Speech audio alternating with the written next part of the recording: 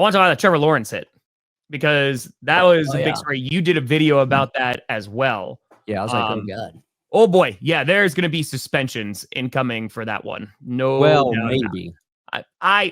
I would be shocked if there is not at least a game suspension.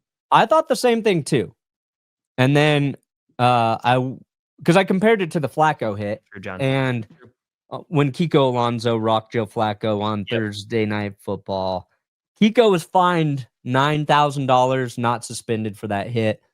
And now I think is Jordy Nelson helping with some of those decisions, or is that just fine reversals?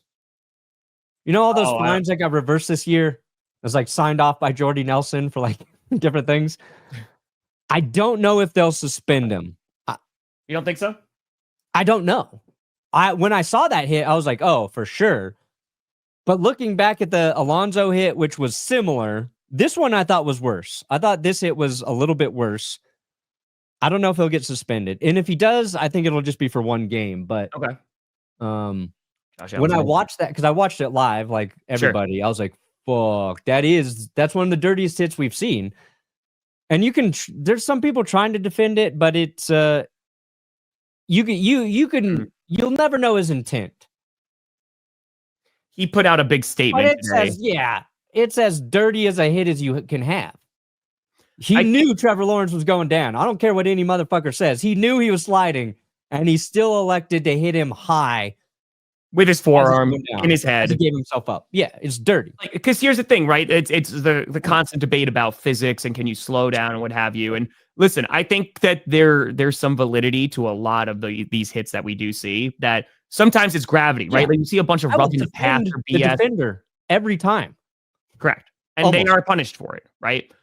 But here, to go and lead with the forearm too, there's just no way that is ending well. Yeah. And the good thing is Trevor Lawrence is okay because that looked scary for a while. Yeah. He was able to walk. He's home. He's good. But yeah, I think it's that. Then it's how it ended too, because that resulted in a huge brawl. Yeah. And as he was ejected, then there's still going to be fighting. He's going back to the Jaguars. Like, I think that he might be suspended, not necessarily just for the hit, but it's the aftermath as well. Possibly. Yeah, you have multiple players get ejected. And I think at the end of the day, it's the coming back and continuing the fight that is going to wind up potentially getting that suspension. And he's had questionable hits. Correct. That's the other part. I don't think Kiko Alonso had a bunch of those before he hit Flacco. It's true, Kate. It's true. And I was pro Aziz. He once tried to choke Tom Brady. And I was like, I like that guy. I like his moxie. I like that cut of his jib. That's it. I think Andy Dalton has helped there a lot. Yeah, I think he should be suspended a game. I just don't know if it will actually happen. So, yeah. Well, it's NFL punishments, right? So you're spinning the wheel of punishments and seeing which one they're actually going to dole out. So yeah.